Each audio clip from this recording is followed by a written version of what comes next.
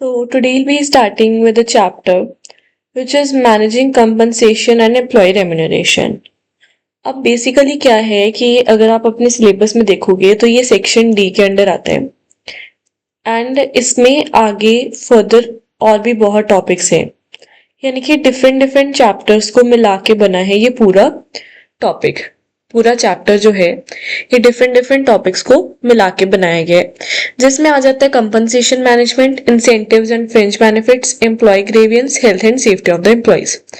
यानी कि हम इन शॉर्ट ये बोल सकते हैं 4 चैप्टर्स को मिला के एक चैप्टर को बनाया गया है।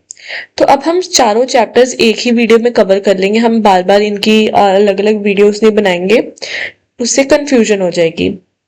तो आपको ये एक ही सेक्शन डी का ये एक ही जो चैप्टर है जिसके अंदर ही 4 चैप्टर्स हैं वो आपको एक ही वीडियो में सारा मिल जाएगा, राइट। तो हम स्टार्ट करते हैं।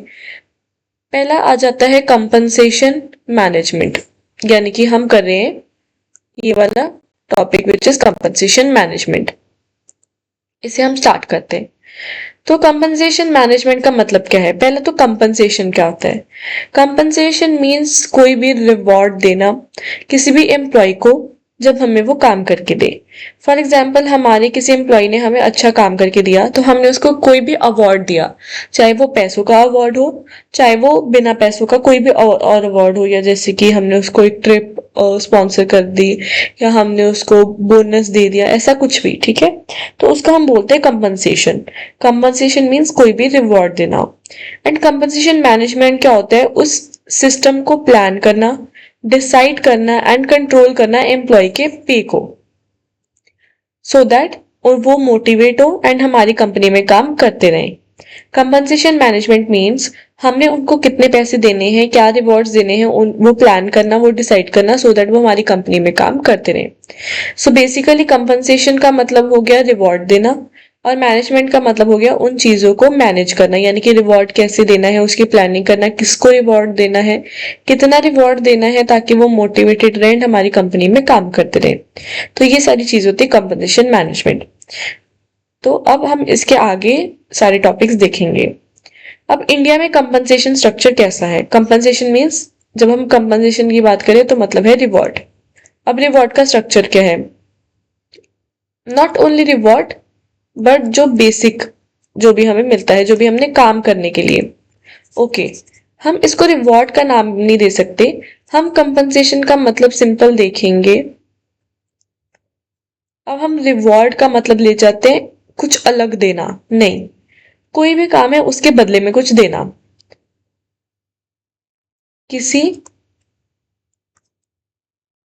काम के बदले किसी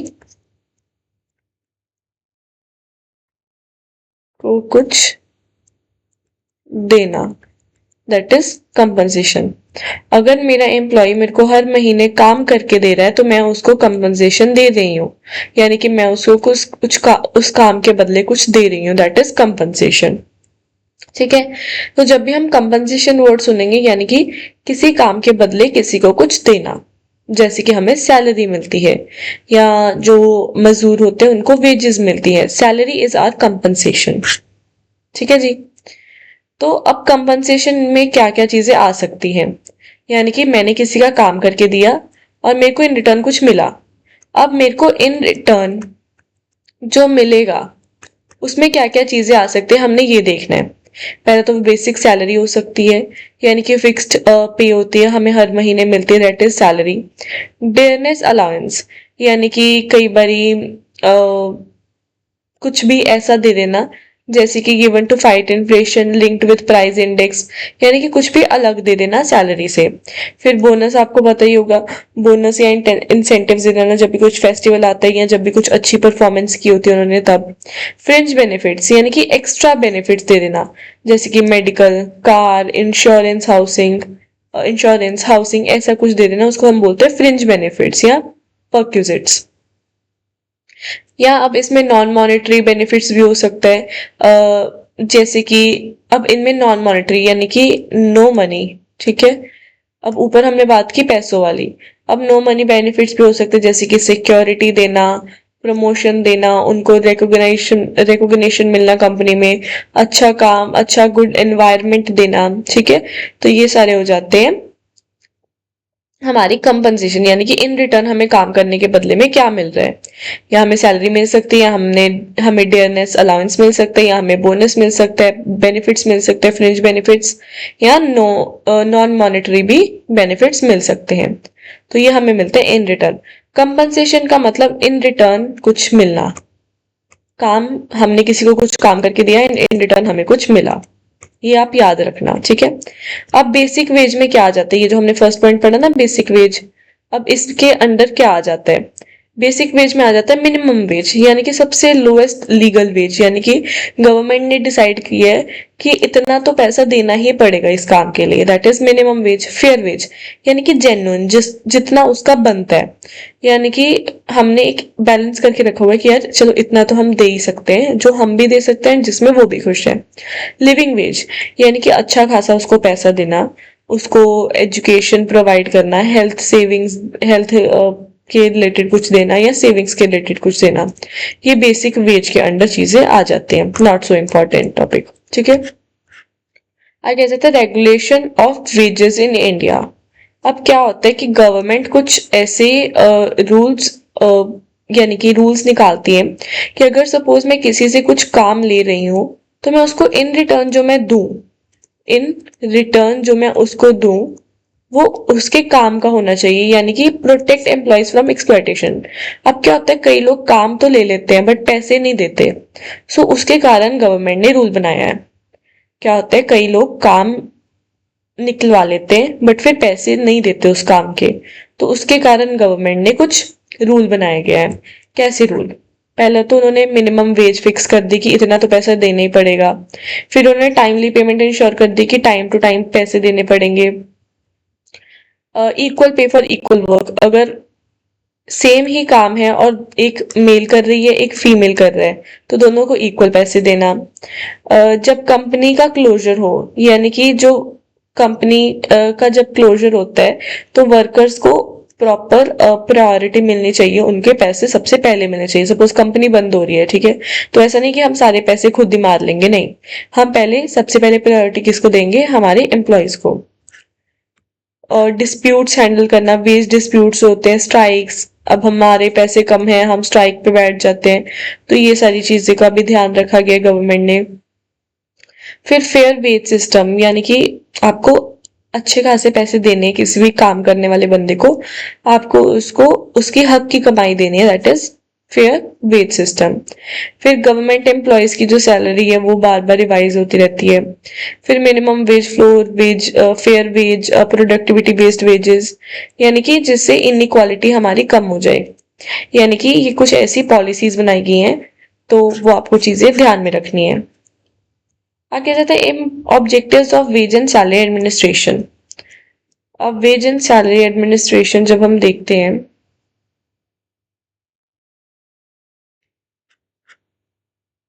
ओके, तो वेज एंड सैलरी एडमिनिस्ट्रेशन जब हम देखते हैं, यानी कि हमें एक प्रॉपर वेज क्यों देनी चाहिए, एक प्रॉपर सैलरी क्यों देनी चाहिए किसी भी पर्सन को।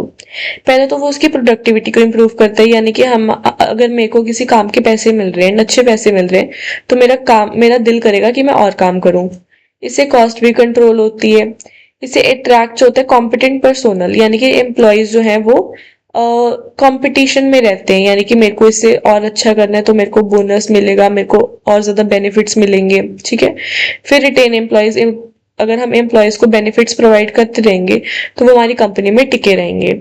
हम इक्विटेबल एंड फेयर पे इंश्योर करते हैं, यानी कि जो भी मेल या फीमेल कोई भी काम कर रहे हो उसको इक्वल पैसे मिलेंगे सेम काम के। फिर जब हम प्रमोशंस वगैरह देते हैं, ये भी इनका बेनिफिट ही है, ये भी कंपनसेशन ही है। तो जब हम प्रमोशन देते हैं तो उनको अच्छा लगता है, वो हमारी कंपनी में काम करते रहते हैं। यूनियन मैनेजमेंट के जो रिलेशन है वो भी अच्छे बने रहते हैं, कंपनी की इमेज बनी रहती है। जब एम्प्लॉयज हमारे पास टिके रहेंगे, हमारे पास ही काम करते रहेंगे, तो जो कंपनी है उसकी जो इमेज है वो अच्छी रहेगी। Principle of ways and salary administration, यानी कि क्या प्रिंसिपल्स हैं। पहले तो इक्वल पे होनी चाहिए, इक्वल सैलरी होनी चाहिए, एकदम क्लियर एंड सिंपल स्ट्रक्चर होना चाहिए, कोई कॉम्प्लेक्स नहीं होना चाहिए। अगर पैसे देने हैं तो मतलब पैसे देने हैं, कोई भी उसका मतलब वो नहीं, एकदम क्लियर कट लिखा होना चाहिए कि इस काम के लिए इतने पैसे हैं, ठीक है, बाद में आप मुकर नहीं सकते। कंसिस्टेंसी होनी चाहिए कि नहीं, कि महीने भर महीने हमें पैसे देने चाहिए, लॉस के अकॉर्डिंग पैसे देने चाहिए। अगर मिनिमम इतना उन्होंने पैसे बोला है तो मिनिमम तो हमें पैसे देने ही चाहिए, ठीक है। परफॉर्मेंस बेस्ड, जितनी उन्होंने परफॉर्मेंस किया उस हिसाब से पैसे देने चाहिए। फ्लेक्सिबिलिटी होनी चाहिए एंड एम्प्लॉय की पार्टिसिपेशन भी बहुत ज्यादा इंपॉर्टेंट हो जाती है जब हम सैलरी की बात करते हैं। अगर उसकी पार्टिसिपेशन अच्छी है तो हम उसको सैलरी भी उस हिसाब से ही देंगे। आगे आ जाता है essentials of a sound wage structure, यानी कि एसेंशियल्स क्या है। पहले तो इक्विटी होनी चाहिए, यानी कि इक्वालिटी। अगर सेम जॉब है तो सेम ही पैसे मिलेंगे, चाहे वो मेल हो, चाहे वो फीमेल हो, चाहे वो बच्चा हो, चाहे वो बूढ़ा हो, सेम पैसे मिलेंगे, इक्वालिटी होगी। कॉम्पिटिटिवनेस, यानी कि जो भी मार्केट में पैसा चल रहा है, जो भी मार्केट में सैलरी चल रही है, पे चल रही है, उसके हिसाब से पैसा देना। बिल्ट इन इंसेंटिव, यानी कि रिवॉर्ड देना according to the performance. Link with productivity, अगर सपोज मेरा मोटिव था इस महीने में, इस हफ्ते में 50 टी शर्ट बनाना, और अगर मैंने 100 बना दी तो मेरे को उस हिसाब से पैसे और ज्यादा देना, हायर पे। मेंटेन रियल वेजेस, यानी कि एडजस्ट करना इन्फ्लेशन के साथ, चाहे महंगाई बढ़ गई है तो महंगाई के साथ साथ हमारी सैलरी भी बढ़ानी पड़ेगी। इंक्रीमेंट्स, यानी कि इंक्रीमेंट हम सुनते ना, हम हमें इंक्रीमेंट मिला, हमारा इतना इंक्रीमेंट हो गया, यानी कि एक टाइम पे सैलरी हमारी 15,000 थी, हमारा इंक्रीमेंट हो गया और हमारी सैलरी बढ़ के 25,000 हो गई, ठीक है। तो ये हो जाते हैं इसेंशियल साउंड वेज स्ट्रक्चर, यानी कि साउंड वेज मीन्स जो कि लाइक जो हमारे लिए जरूरी है, एक एम्प्लॉय के लिए जरूरी है। इक्वल पैसे देने जरूरी हैं, जो मार्केट में पैसे चल रहे हैं वो देने जरूरी हैं, रिवॉर्ड्स देने जरूरी हैं, अगर ज्यादा काम किया तो उस हिसाब से पैसे देना, अगर महंगाई बढ़ गई है तो उस हिसाब से पैसे देना, और इंक्रीमेंट करते रहना। तो ये थे essentials of a sound structure.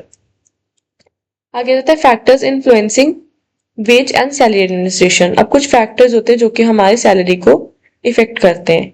पहले तो demand and supply of the labour. अब सपोज पूरी मार्केट में लेबर, सपोज फॉर एग्जांपल जब हम ज्वेलरी की शॉप पे जाते हैं तो वो लेबर भी लेते हैं, ठीक है।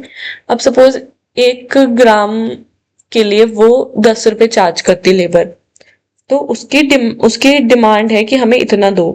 यानी कि अगर मैं 1 ग्राम का कुछ भी चांदी का कड़ा बना रही हूँ या कुछ भी बना रही हूँ तो मेरी लेबर होगी 10 रुपए 1 ग्राम के पीछे। सो दैट इज वो डिमांड है लेबर की, ठीक है। कॉस्ट ऑफ लिविंग, अब महंगाई बढ़ गई है तो उसके हिसाब से हमें पैसे भी देने पड़ेंगे। ट्रेड यूनियंस, जो यूनियंस पैसा मांगती है उतना पैसा हमें देना पड़ेगा। बार्गेनिंग पावर, यानी कि हम कुछ बार्गेन भी कर सकते हैं, यानी कि ऊपर नीचे कर सकते हैं पैसों को। लॉस के अकॉर्डिंग हमें पैसे देने चाहिए। साइकोलॉजिकल एंड सोशल फैक्टर्स भी बहुत ज्यादा इंपॉर्टेंट होते हैं। साइकोलॉजिकल मीन्स यानी कि अब हमें लाइक साइकोलॉजिकली एक पर्सन को रिवॉर्ड चाहिए होता है, ठीक है, प्रमोशन चाहिए होती है, पैसे ज्यादा चाहिए होते हैं। अब सपोज मैं काम करी जा रही हूँ, करी जा रही हूँ, करी जा रही हूँ, बट मेरे को उतने पैसे ही नहीं मिल रहे, तो मेरे को कुछ चीजों पे भी ध्यान रखना चाहिए। सोशल फैक्टर्स, यानी कि सोसाइटी में, अगर हम उस सोसाइटी में काम कर रहे हैं जहाँ पे एक्चुअल में पैसे ज्यादा मिलने चाहिए इस काम के, तो हम क्यों नहीं देंगे किसी भी एम्प्लॉय को, ठीक है। इकोनॉमिक कंडीशंस, कंडीशंस भी हमें देखनी पड़ेंगी कि महंगाई बढ़ गई है तो हमें उस हिसाब से पैसे देने पड़ेंगे। अगर टेक्नोलॉजी डेवलप हो गई है, टेक्नोलॉजी के साथ साथ बंदा काम अडेप्ट हो रहा है तो उसकी सैलरी भी उसको उस हिसाब से देनी चाहिए। मार्केट रेट, जो मार्केट में रेट चल रहा है उस हिसाब से भी पैसे देने चाहिए। सो ये कुछ आउटसाइडर्स यानी कि एक्सटर्नल फैक्टर्स थे जिस हिसाब से हमें सैलरी जो है वो रखनी पड़ेगी। और इंटरनल फैक्टर्स जैसे कि अबिलिटी टू पे, हम कितना पे कर सकते हैं, हमारी स्किल की क्या रिक्वायरमेंट है, यानी कि अब हमें एक्सपीरियंस, अगर किसी को 1 या 2 साल का एक्सपीरियंस है तो उसको कम सैलरी देंगे, जिसको 3+ इयर्स का एक्सपीरियंस है उसको ज्यादा सैलरी देंगे। तो जॉब की रिक्वायरमेंट भी, फिर स्ट्रैटेजीज होती है, मैनेजमेंट की स्ट्रैटेजीज होती है, वो भी देखना पड़ेगा। एम्प्लॉय की परफॉर्मेंस भी देखनी पड़ेगी। ये ऑर्गेनाइजेशन के इंटरनल फैक्टर्स हैं, यानी कि इंटरनली हम किस बेसिस पे पैसे डिसाइड करते हैं, ठीक है। अब इसका प्रोसेस क्या है। अब हमने ये चीजें पढ़ी हैं, हमने जॉब एनालिसिस भी पढ़ा है क्या होता है। पहले हम जॉब एनालिसिस करेंगे, अगर आपको नहीं पता तो आपको पिछले लेक्चर जरूर देखने चाहिए। पहले हम जॉब एनालिसिस करेंगे, फिर हम जॉब को इवैल्यूएट करेंगे यानी कि रैंक देंगे जॉब को, फिर हम सैलरी सर्वे करेंगे यानी कि मार्केट में कितनी सैलरी चल रही है। फॉर एग्जांपल मेरे पास एक एम्प्लॉय है, मेरे को उसको उसकी सैलरी डिसाइड करनी है, ठीक है। पहले मैं जॉब की एनालिसिस करूंगी, फिर मैं जॉब का इवैल्यूएशन करूंगी, फिर मैं मार्केट में देखूंगी कि मार्केट में क्या पैसे चल रहे हैं, फिर मैं उस हिसाब से स्ट्रक्चर को बनाऊंगी। फिर मैं सिमिलर जॉब्स को ग्रुप कर दूंगी एंड पे ग्रेड करूंगी, जो हमने जॉब इवैल्यूएशन में भी पढ़ा था। ये एक प्रॉपर मेथड होता है किसी भी सैलरी की डिटर्मिनेशन का, यानी कि किसको कितनी सैलरी देनी है, ठीक है। फिर मैं पे ग्रेड कर दूंगी, यानी कि सपोज मैंने एक ग्रुप बना लिया, मैंने क्लासिफिकेशन कर दी कि ये वाला काम, ये वाला काम, ये वाला काम, ये वाला काम, ये वाला काम एक ही कैटेगरी में आएंगे। फॉर एग्जाम्पल मैं सपोज हम एडिटिंग की बात करते हैं, ठीक है। मेरी कंपनी है जिसमें मैं वीडियो शूट वगैरह करके एडिट करती हूँ। अब एडिटिंग में कुछ चीजें आ जाती है, फॉर एग्जांपल कलर ग्रेडिंग आ जाती है, एडिटिंग में म्यूजिक एडिट करना आ जाता है, एडिटिंग में टाइमलाइन आ जाती है, ठीक है। ये आपको सारी चीजें ना पता हो, ठीक है, बट ये एक जो बेसिक एडिटिंग करते हैं ना हम, वीडियो एडिटिंग, उसकी चीजें होती हैं, ठीक है। उसमें टाइमलाइन आ जाती है। फिर उसके बाद हम देखते हैं उस पर टेक्स्ट राइटर आ जाता है। तो हम क्या करेंगे, हम इसके लिए क्या करते हैं, हम इनको एक ही ग्रुप में डिवाइड कर देते हैं। अब हम इन सारे काम को एडिटिंग में ही डिवाइड कर देते हैं, यानी कि ग्रुप कर देते हैं, ठीक है। फिर हम उसके हिसाब से पे ग्रेड रखते हैं। फिर हम रेंज या स्टेप्स, यानी कि कितना रेंज होना चाहिए पे रेंज, वो डिसाइड करते हैं। फिर हम rules and regulations create wage administration rules, फिर हम रूल्स बना देते हैं सैलरी के लिए।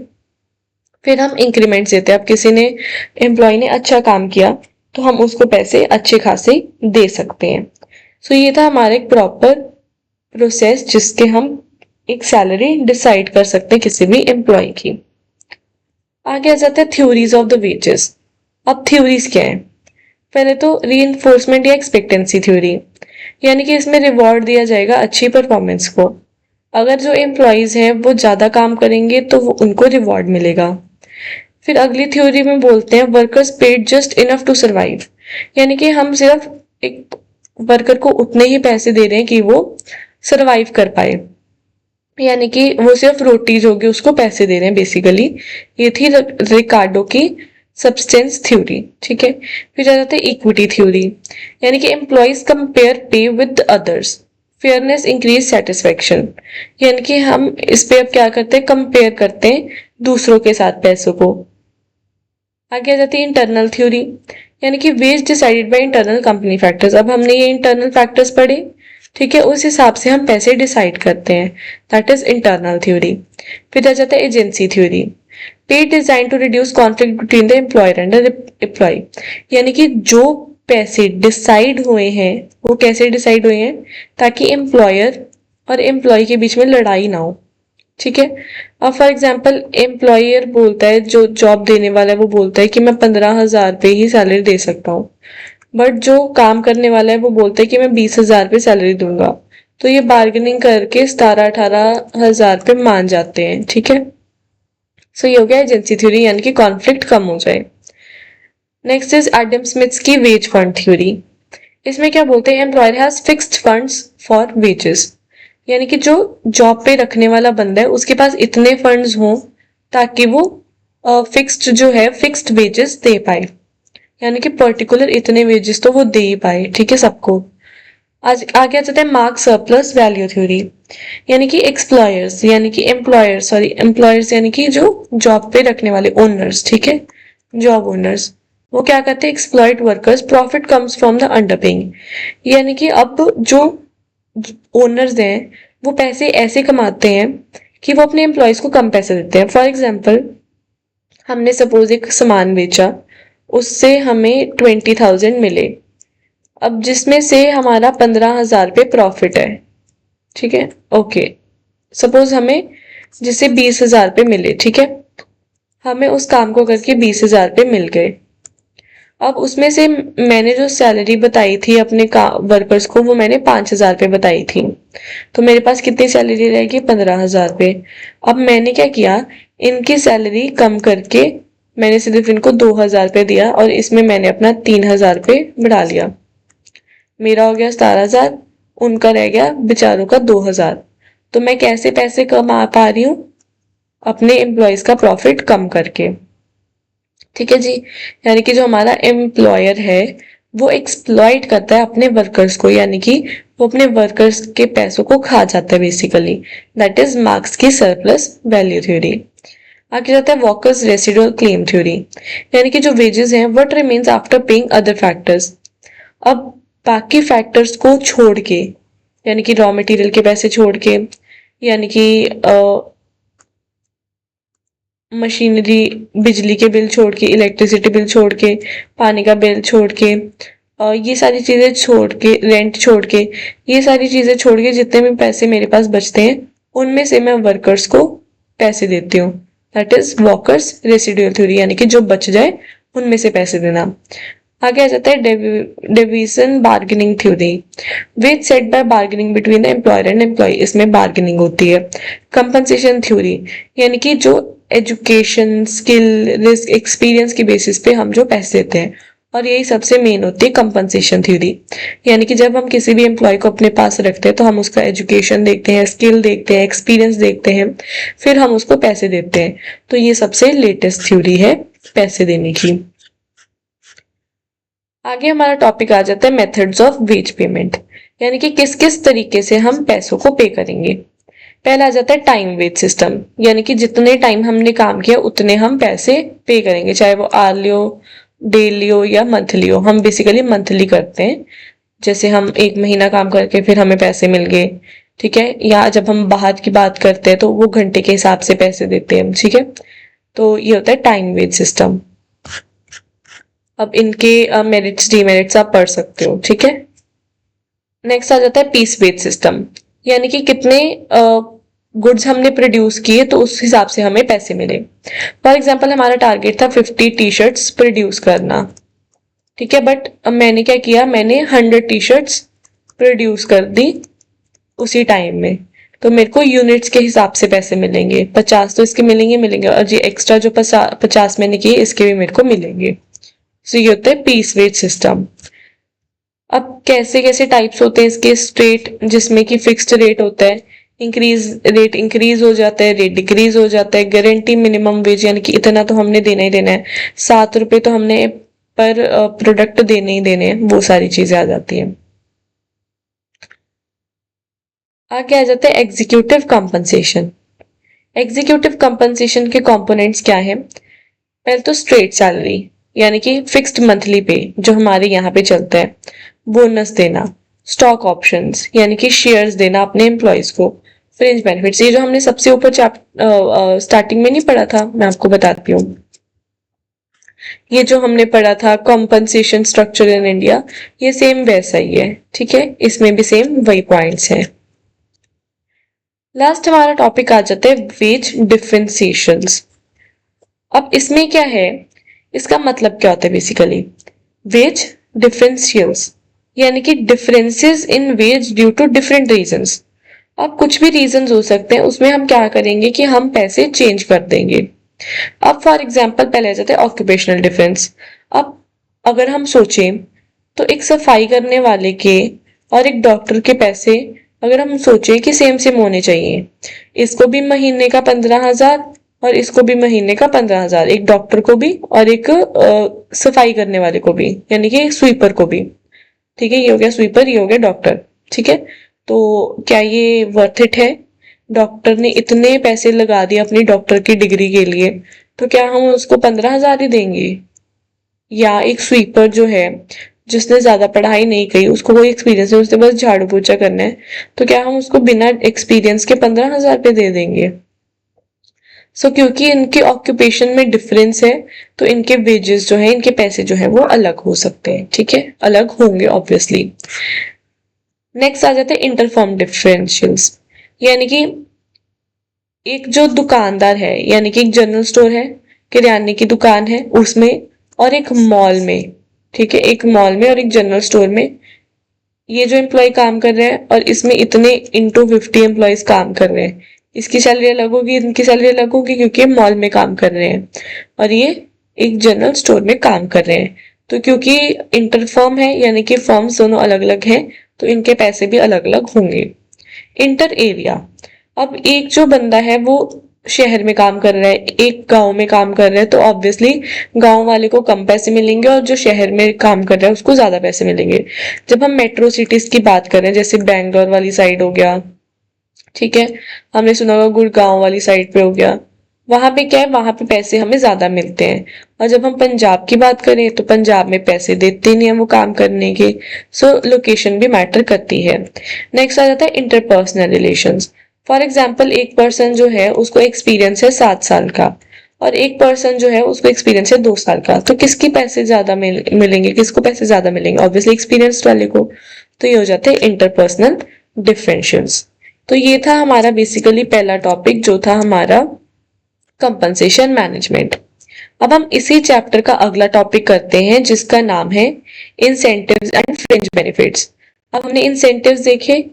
इंसेंटिव्स यानी कि जब हम एक्स्ट्रा पे करते हैं किसी भी चीज के लिए, ये हमने देखे। Bonus and incentives, incentives and fringe benefits, यानी कि जो जैसे कि हमने कार दे दी किसी अपने एम्प्लॉय को, इंश्योरेंस करा दी, हाउसिंग करवा दिया, ठीक है, तो एक्स्ट्रा बेनिफिट्स जो मिलते हैं, एक्स्ट्रा पेमेंट और एक्स्ट्रा बेनिफिट्स। अब हम इसकी बात करते हैं नेक्स्ट टॉपिक में।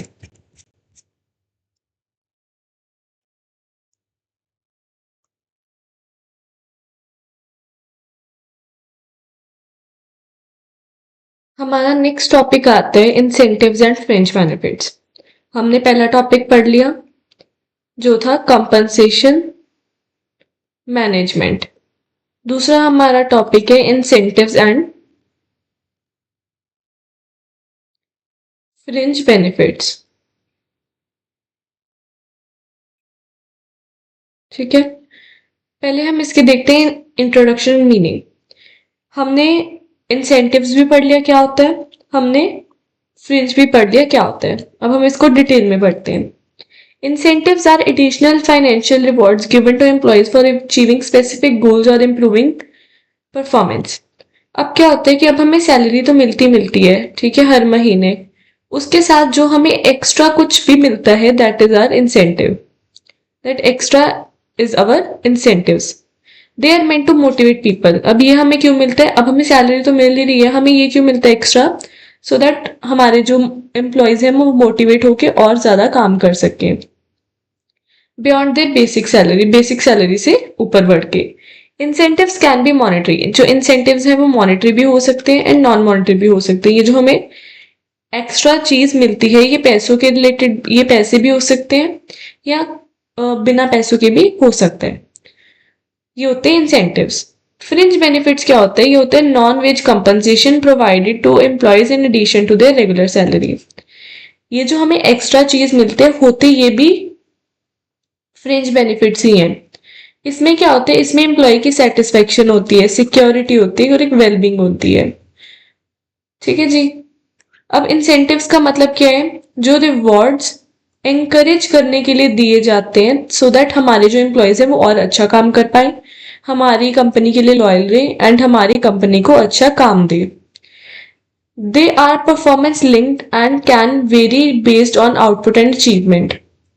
यानी कि ये जो भी हमें आउटपुट, सपोज इन्होंने अपना गोल अचीव कर लिया, ठीक है, और गोल अचीव करने के साथ साथ इन्होंने एक्स्ट्रा वर्क भी किया, तो उस एक्स्ट्रा वर्क का इनको हम इंसेंटिव्स देते हैं। फ्रिंज क्या होता है, एडिशनल पर्क्स जो कि एम्प्लॉय की वेलफेयर, सिक्योरिटी या मोटिवेशन के लिए दिया जाए। ये नॉन कैश होते हैं। अब जो इंसेंटिव्स हैं ये मॉनेटरी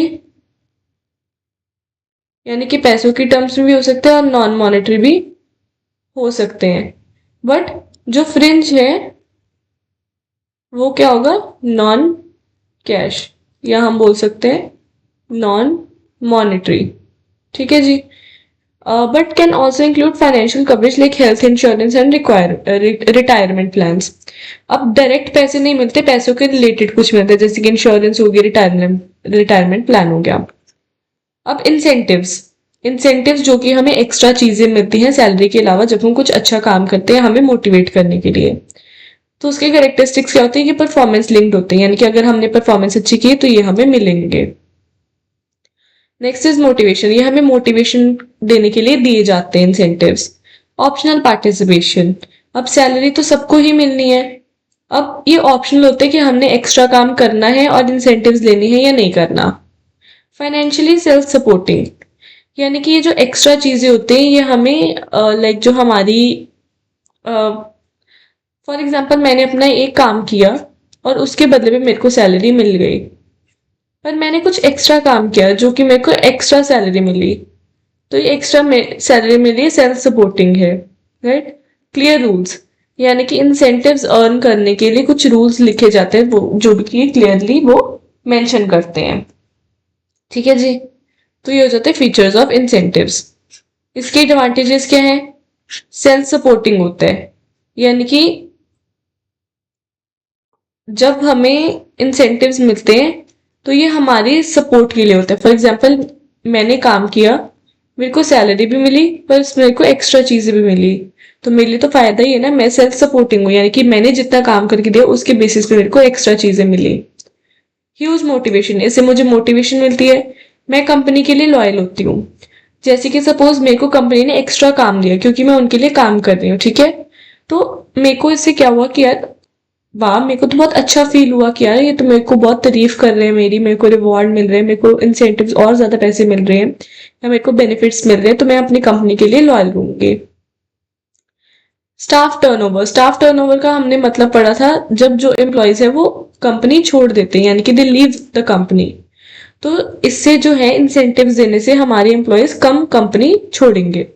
सपोज हमारी कंपनी है एबीसी कंपनी, और इससे यहाँ पे एम्प्लॉयज यूजली छोड़ जाते हैं, ठीक है, दूसरी कंपनी में चले जाते हैं। बट जब हम इंसेंटिव्स देंगे तो इससे क्या होगा कि हमारी जो है वो एम्प्लॉयज कंपनी नहीं छोड़ेंगे, उनको पता होगा कि हमें हमें फायदा मिलता है, हमें एक्स्ट्रा पैसे मिलते हैं, तो इससे वो हमारी कंपनी नहीं छोड़ेंगे। स्ट्रेंथेंड वर्क रिलेशंस, यानी कि इससे वर्क रिलेशंस भी बढ़ते हैं, यानी कि काम हम और ज्यादा अच्छा करते हैं, हमारे एम्प्लॉयज इम्प्रूव करते हैं वो काम, ठीक है जी। तो ये एडवांटेजेस। अब आ जाते हैं डिसएडवांटेजेस, यानी कि इससे लड़ाइयां भी हो सकती है, डिस्प्यूट्स भी हो सकते हैं। कई बार क्या होता है किसी को इंसेंटिव्स मिल गए, किसी को इंसेंटिव्स नहीं मिले, तो उसमें क्या हो जाएगा, लड़ाई हो जाएगी। Hunger for money among the workers, अब ये सिर्फ पैसे के लिए काम करेंगे, ठीक है। जब इनको पता होगा कि हमें तो यार एक्स्ट्रा पैसे मिलते हैं, अब जब इनको एक्स्ट्रा पैसे या एक्स्ट्रा बेनिफिट्स के बारे में पता चलेगा ना, तो ये सिर्फ पैसों के पीछे भागेंगे, यानी कि बहुत अनहेल्दी कंपटीशन करेंगे, एक दूसरे को एक दूसरे के काम में टांग अड़ाएंगे, एक दूसरे के काम में रुकावट डालेंगे ताकि ये आगे निकल जाए और इनको एक्स्ट्रा पैसे मिले, तो अनहेल्दी कंपटीशन हो जाएगा। माल प्रैक्टिसेस, यानी कि गलत कामों में भी वो जो हमारे एम्प्लॉयज हैं वो इंडल्ज हो सकते हैं। जैसे कि अब सपोज हमें सही तरीके से काम करके, यानी कि क्लीन तरीके से काम करके हमें 50 प्रोडक्ट्स 50 जो है हमारी चीजें बनती है, फॉर एग्जाम्पल कुछ भी चीजें, ठीक है, बट ये अगर हम अनहाइजीनिक तरीके से देखें, ठीक है, तो उससे हमारे क्या है 100 चीजें प्रोड्यूस होती हैं, तो अब तो मैंने एक्स्ट्रा काम किया यानी कि मेरे को एक्स्ट्रा पैसे मिलेंगे, तो मैं क्या करूंगी, मैं अपने एथिक्स भूल जाऊंगी, मैं अपने जो अच्छी चीजें वो भूल जाऊंगी, मैं गलत काम करके भी एक्स्ट्रा जो है वो पैसे कमा सकती हूँ, एक डिसएडवांटेज है। मे सेक्रीफाइस क्वालिटी, वही बात है, क्वालिटी अनहाइजीनिक हो गया, क्वालिटी खराब हो गई पैसों के पीछे, बेनिफिट्स के पीछे। अनइक्वल परसेप्शन ऑफ फेयरनेस, यानी कि सभी एम्प्लॉयज को लगेगा कि हमें मतलब अच्छे तरीके से ट्रीट नहीं किया जा रहा है, यानी कि हमारे साथ फेयर नहीं है, एक को लगेगा हमारे साथ फेयर है, एक को फेयर नहीं लगेगा। टाइप्स ऑफ इंसेंटिव प्लान, पहला होता है टाइम बेस्ड, जब हम pay link to time spent rather than output. For example हमने ज्यादा टाइम काम किया, जब हम बाहर जाते हैं, जब हम आउट ऑफ इंडिया जाते हैं तो वहां पे आर्ली बेसिस पे काम मिलता है, ठीक है, जब हम एक्स्ट्रा काम करते हैं तो हमें एक्स्ट्रा पैसे मिलते हैं, that is time based. Output based, extra हमने वही 50 प्रोडक्ट्स बनाने थे, अब हमने 100 बना दिए, हमने एक्स्ट्रा बना दिए तो हमें उसके पैसे मिलेंगे। इसके मेरिट्स क्या हैं? पहले तो ये हमें इंकरेज करता है कि हम और ज्यादा चीजें बनाएं, यानी कि और ज्यादा प्रोडक्शन करें, या और ज़्यादा काम करें। एंड इंडिविजुअल परफॉर्मेंस को मेजर करने में बहुत ज़्यादा हेल्प करता है। अब एक जो एम्प्लॉय है वो सिर्फ और सिर्फ 50 सामान बना रहा है और एक एम्प्लॉय 100 प्रोडक्ट्स बना रहा है, तो ऑब्वियसली इसकी जो परफॉर्मेंस है वो ज़्यादा अच्छी है, हमें डायरेक्टली पता चल रहा है और इनको साथ में प्लस बेनिफिट्स भी मिल रहे हैं। डीमेरिट्स जो हमने ऊपर बने, अनहेल्दी कंपटीशन हो सकते हैं, यानी कि एक दूसरे के काम को खराब कर सकते हैं, एक दूसरे के काम में टांग अड़ा सकते हैं ताकि किसी और का काम खराब हो जाए और हमें बेनिफिट्स मिले। और जो है वो क्वालिटी में सेक्रीफाइस आ जाएगा, यानी कि अब सही तरीके से काम करके हम 50 प्रोडक्ट्स बना रहे हैं, वही हम गलत तरीके से काम करेंगे तो 100 प्रोडक्ट्स बन जाएंगे। तो हम एम्प्लॉयज इसकी तरफ जाएंगे क्योंकि उनको बेनिफिट्स मिलना है, तो क्वालिटी जो है वो सेक्रीफाइस हो सकती है। अब ग्रुप की बात अगर हम करें, ग्रुप इंसेंटिव प्लान्स में, तो इससे क्या होता है, ये टीम्स के लिए किए जाते हैं, यानी कि टीम को बेनिफिट मिलेगा। अगर टीम ए टीम है, बी टीम है, ठीक है, इसमें 4 एम्प्लॉयज हैं, इसमें 4 एम्प्लॉयज हैं, तो जब ये टीम वर्क पे काम करेंगे तो क्या होगा कि इनमें जो है वो यानी कि बेसिकली टीम को ही पूरा बेनिफिट मिलेगा, पूरी टीम में जितने भी लोग हैं उनको बेनिफिट मिलेगा। जैसे कि ग्लैंग प्लैंक हो गया, प्लान हो गया, यानी कि पीसमैन प्लान, कैनन plan, profit sharing, company partnership, ये ऐसे कुछ होते हैं, ठीक है। इसके मेरिट्स क्या है, अगेन टीम वर्क को जब हमें बेनिफिट्स मिलेंगे तो हमें टीम वर्क को हम और अच्छा मानेंगे, ओवरऑल जो है हमारी परफॉर्मेंस अच्छी हो जाएगी। और demerits, individual contributes may not be recognised, यानी कि हम इंडिविजुअल पे ध्यान नहीं देंगे, हम टीम वर्क पे ध्यान देंगे, एक एम्प्लॉय पे ध्यान नहीं देंगे, पूरी टीम पे ध्यान दिया जाएगा। अब सपोज 4 एम्प्लॉयज है, उनमें से काम एक ने किया, 3 वेले बैठे रहे, फायदा तो चारों को मिला, इसका काम जो है वो नोटिस ही नहीं हुआ, ठीक है। Free rider problem, some employees may rely on others efforts, same जो बात मैंने अभी बताई। आगे आ जाता है, अब यहां तक था हमारा इंसेंटिव्स, ठीक है। इंसेंटिव्स यानी कि जो पैसों में भी हो सकता है एंड पैसों में नहीं भी हो सकता, ये सारे बेनिफिट्स, ठीक है। ये थे हमारे इंसेंटिव्स। आगे आ जाता है आगे आ जाता है फ्रिंज बेनिफिट्स। अब फ्रिंज को देखते हैं, ऊपर हमने इंसेंटिव्स पढ़ा, फ्रिंज होते हैं बेनिफिट्स कुछ एक्स्ट्रा बेनिफिट्स जो कि हम सैलरी के साथ देते हैं, यानी कि हम सैलरी तो देते ही हैं प्लस हम साथ में कुछ बेनिफिट्स भी देते हैं, ठीक है। यहाँ पे हम पैसे दे रहे थे, यहाँ पे पैसों के साथ भी काम हो रहा था, यानी कि एक्स्ट्रा मनी। यहाँ पे हम क्या कर रहे थे, यहाँ पे हम इंसेंटिव को हम एक्स्ट्रा मनी भी बोल सकते हैं, एक्स्ट्रा बेनिफिट और एक्स्ट्रा मनी, ठीक है। बट यहाँ पे क्या है, यहाँ पे सिर्फ एक्स्ट्रा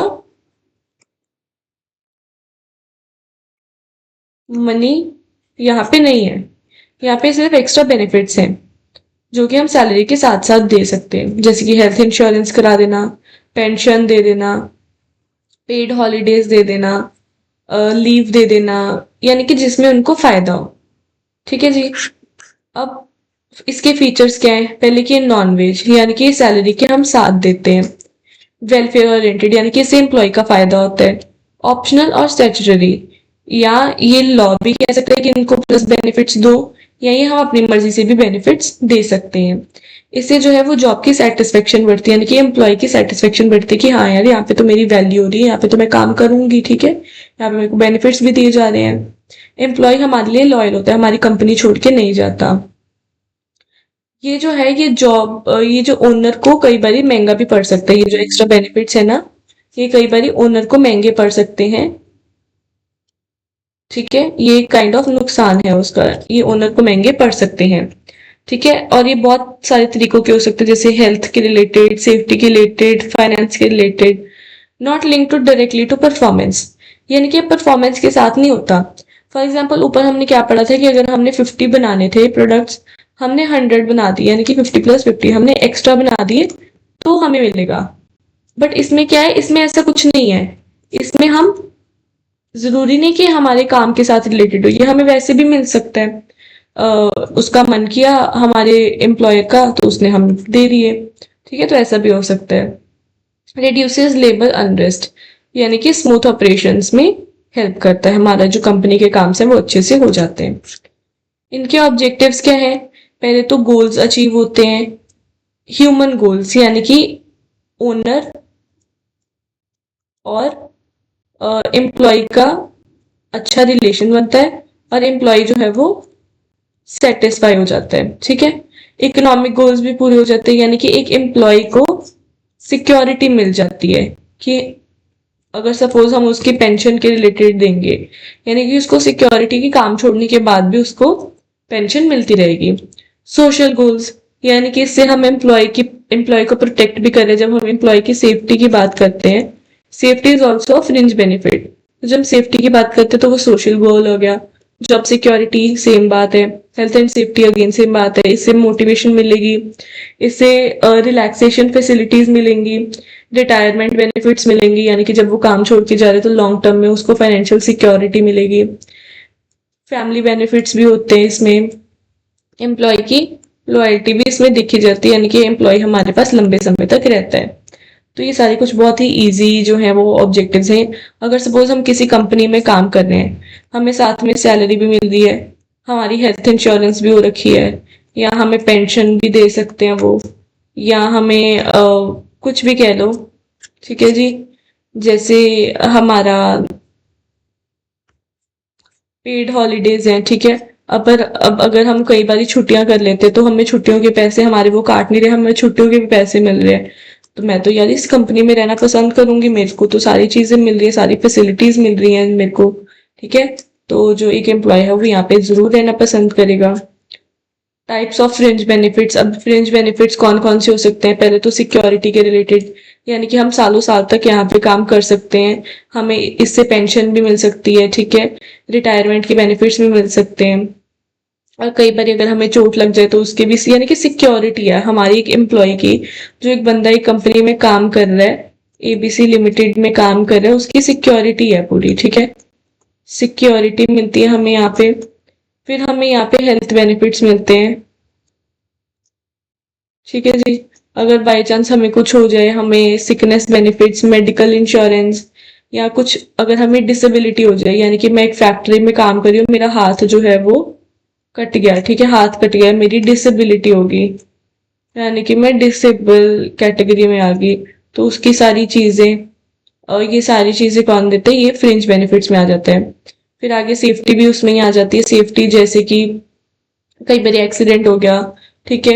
हमारा वर्क एनवायरनमेंट, अब हम जहाँ पे काम कर रहे थे वहां पे बहुत ज्यादा अनहाइजीनिक था, गंदगी थी, तो वहां पे हमें डेंगू हो गया, ठीक है, हम बीमार पड़ गए, तो ये हमारे थे हेल्थ के जो, इससे जो है हमें हम मतलब बेसिकली वो हमें अच्छा इन्वायरमेंट प्रोवाइड करेंगे सो दैट हम बीमार ना पड़े।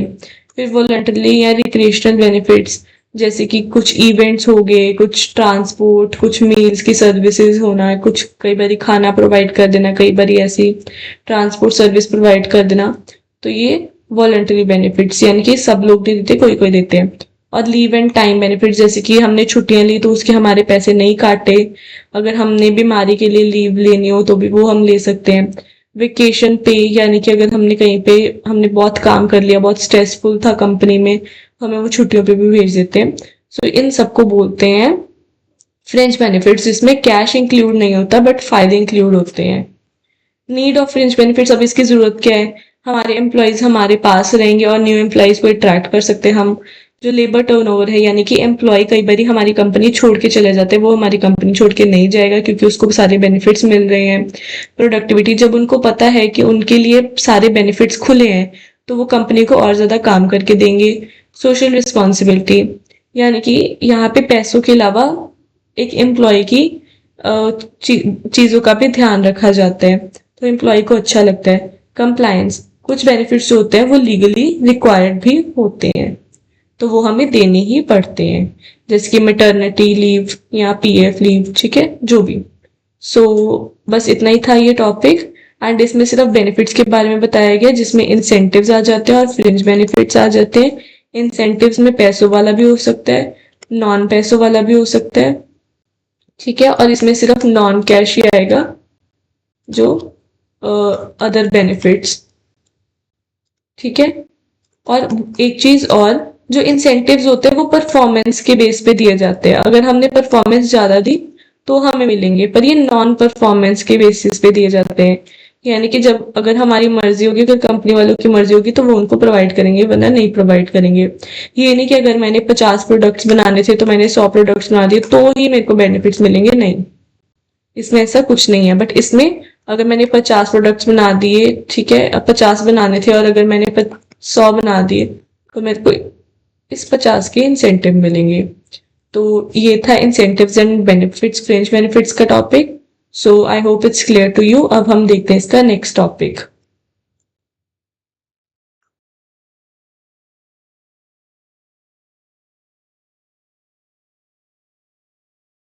हमारा नेक्स्ट टॉपिक है एम्प्लॉय ग्रीवेंस, यानी कि एम्प्लॉयज की जो हमारी परेशानियां होती हैं वो।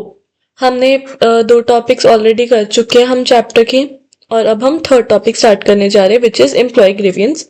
एंड एम्प्लॉय ग्रीवेंस होते हैं एम्प्लॉयज की परेशानियां। सो इसके हम टॉपिक्स देखेंगे। पहले आ जाते हैं introduction and meaning. Employ grievance एक ऐसा फॉर्मल या इनफॉर्मल कंप्लेंट होता है जो एम्प्लॉयज रेज करते हैं regarding dissatisfaction they face in their work environment.